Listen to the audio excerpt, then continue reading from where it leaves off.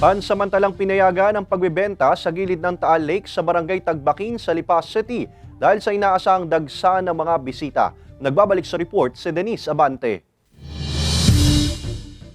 Bago pa lamang daw ang pag-aalboroto ng Bulkang Taal noong 2020, may tindahan na ng mga lutong ulam, merienda at sari-saring inumin ang 67 anyos na si Aling Billy sa bahaging ito ng Sitio Tagbakin, Barangay Halang sa Lipa City. Natigil lang ito dahil sa pag-alboroto ng bulkan at ngayong taon muli silang pinayagan na pumwesto sa lugar dahil sa inaasahang dagsa ng mga bisita ngayong Semana Santa. Ikinatuwa ito ni Aling Billy. Napakalaking tulong po sa amin kasi nagkaroon kami ng kaunting kita uli, yan, ganyan.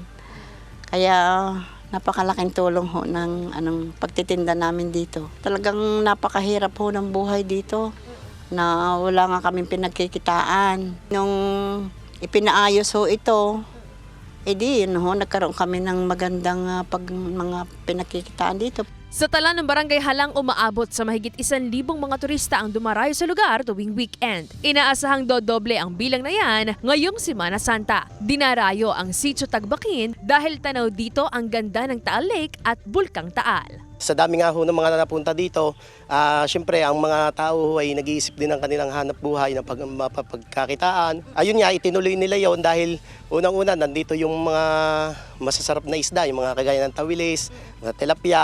Nandito yung potential ma'am eh. Dahil pag dami ng tao napunta dito, ibig sabihin nun, pag dami ng hanap buhay at oportunidad para sa kanya. Ang mag-anak ni Armando na mula lamang sa Barangay Duhatan, karatig na barangay ng Halang na isipang magsama-sama at mananghalian sa ilang kubo sa lugar. Paraan daw nila ito para matanggal ang stress at maipasyal ang mga bata. Kung sa malayo, wala naman kaming magagastos, wala kaming maibayad ng ganong kalaki. Kung sa resort, private, dito naman open. Saka unang-una, hindi naman iba sa amin ito, karatig barangay. Kaya mas okay kami dito. Mag-ingat sila sa paglalakbay papunta dito dahil unang-una medyo matarik yung daan dito, medyo delikado.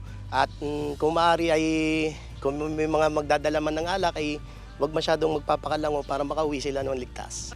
Lalo na ho dito sa area naman ng Lawa na medyo may biglang lalim na kung maaari ay hanggat maaari ay iwasan nila yung pagligo dito dahil unang-una medyo delikado nga at may mga nakaraan na nalunod dahil mga nakakainom nga. Pinagdodoble ingat talaga namin sila. Bagamat hindi na ipinapayo pa para sa mga turista ang paglusong sa lugar kapag gabi na, 24 oras naman ang pagbabantay ng barangay pulis. Hanggang alas 6 ng gabi lang din pinapayagan ang pamamasyal sa lugar para matiyak ang kaligtasan ng mga bisita. Kasama si J. Arman Hares, Denise Abante, Balitang Southern, Tagalog.